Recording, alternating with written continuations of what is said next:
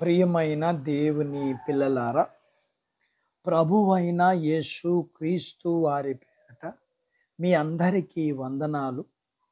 ప్రభువు పేరట మీ అందరికీ శుభములు, దీవెనలు కలుగునుగాక. ఈ ఉదయకాలం పరిశుద్ధ గ్రంథము నుండి దేవుని వాక్యాన్ని చదువుకుందాము.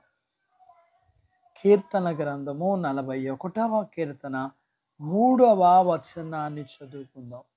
రోగ సయ్యము మీద యెహోవా వానిని ఆదరించును. దేవుడు తన మాటలు మనందరి కొరకు దీవించునుగాక. ఆమేన్.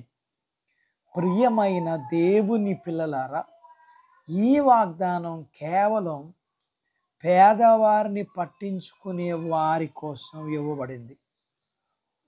నీవు పేదలను కనికరించే వ్యక్తివా? అయితే ఈ వాగ్దానం తీసుకుని దాచుకో. నీవు పేదవారిని కనికరించకపోతే ఈ వాగ్దానం నీకు చెందదు. పేదలను పట్టించుకునే వ్యక్తి వ్యాధిగ్రస్తుడైతే ఆ వ్యక్తిని పేదల పక్షంగా ఉండే దేవుడు దీవిస్తాడు. వ్యాధి ఉన్న వారిని మనం ఎంత జాగ్రత్తగా ఎత్తి దించుతామో, మెత్తని పొరుపు ఆ శరీరాన్ని ఎలా మోస్తుందో అలాగే దేవుని నిత్య బాహువులు అతని ఆత్మ విషయంలో జాగ్రత్త తీసుకుంటాడు. ఈ తలంపు ఎంత ఆదరణకరంగా ఉంది. వ్యాధిగ్రస్తులకు, బలహీనులకు ఆయన ఎంతో సమీపంగా ఉంటాడు. రోగులకే తప్ప ఆరోగ్యవంతుడికి వైద్యుడు అవసరం లేదు. దేవుడు రోగులను మరింత సమీపముగా ఉండి వారి ఆత్మను ఆదరిస్తాడు. ఆయన ఒక చేతితో గాయం చేసినా మరొక చేతితో ఆ గాయాన్ని బాగు చేసి ఆదుకుంటాడు. సొమ్మసిల్లేవారు దేవుని భుజం మీద పడితే వారికి అది ఎంతో దీవెన. ఎందుకంటే ఆయన వారి భారం అంతటినీ భరిస్తాడు. అలసటలో, బలహీనతలో ఉన్న పాటున శక్తినిచ్చే దేవుని కృప కంటే మంచిది ఔషధం ఏదైనా ఉంటుందా? రోగ సయ్యం మీద ఉండి బాధపడుచున్న వారికి దేవుని ప్రేమ ఎంతో ఆదరణ.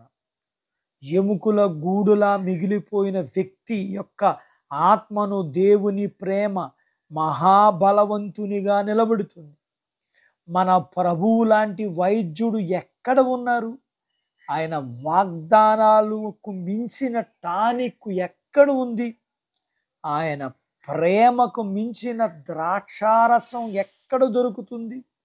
అయితే ఆయన వాగ్దానాలన్నీ పేదలను ఆదరించే వారికని మర్చిపోకండి.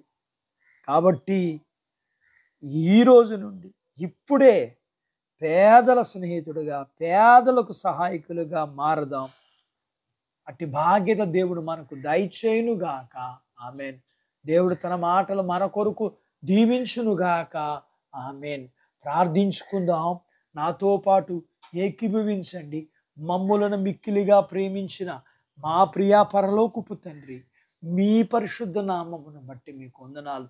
ఈ ఉదయకాలం మీ పాదాల దగ్గర మీ లేఖనాన్ని మేము నేర్చుకుంటూ పేదలకు సహాయం చేసేవారికి మీరు చేసే మేలు నేర్చుకున్న మేము పేదలకు అండదండలుగా ఆదరణకరంగా ఉండగలిగి మీరిచ్చే ప్రతి ఆశీర్వాదానికి పాత్రులయ్యే బాధ్యత మీ పిల్లలకు దయచేయండి. మీ పిల్లలను కలిగినంతటినీ దీవించండి.